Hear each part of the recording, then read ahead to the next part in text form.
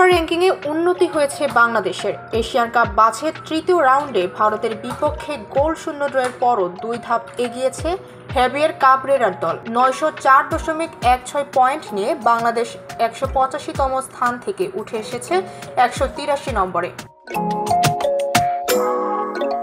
র্যাঙ্কিংয়ের শীর্ষস্থান ধরে রেখেছে বর্তমান বিশ্ব চ্যাম্পিয়ন আর্জেন্টিনা।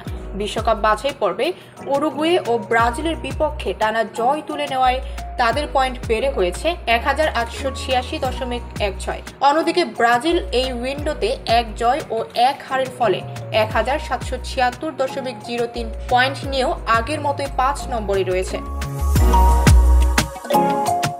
এই র্যাঙ্কিংয়ে আপডেটে স্পেন উঠে এসেছে 2 নম্বরে। মার্চের ম্যাচে 1 জয় ও 1 ড্রয়ে তাদের পয়েন্ট দাঁড়িয়েছে 1854.64, যা ফ্রান্সকে টপকে দেওয়ার জন্য যথেষ্টই ছিল। ক্রোয়েশিয়ার বিপক্ষে 1 জয় ও 1 হারে 1854.71 পয়েন্ট নিয়ে ফ্রান্স নেমে গেছে 3 নম্বরে। ইংল্যান্ড 1819.2 পয়েন্ট নিয়ে আগের মতোই 4 নম্বরে রয়েছে।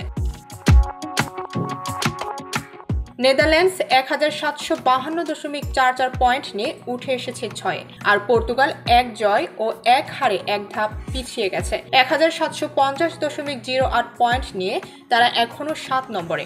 র্যাঙ্কিংয়ের শীর্ষ দেশে থাকা বাকি দলগুলো হলো বেলজিয়াম 8 নম্বরে, ইতালি 9ম এবং জার্মানি 10ম স্থানে।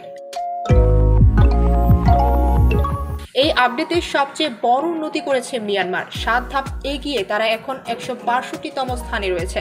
বিপরীতে সবচেয়ে বড় অবনতি হয়েছে আফ্রিকার দেশ গিনি বিসাওয়ের, যারা 8 ধাপ পিছিয়ে এখন 128 নম্বরে নেমে গেছে। এশিয়ার মধ্যে সর্বোচ্চ অবস্থানে রয়েছে জাপান।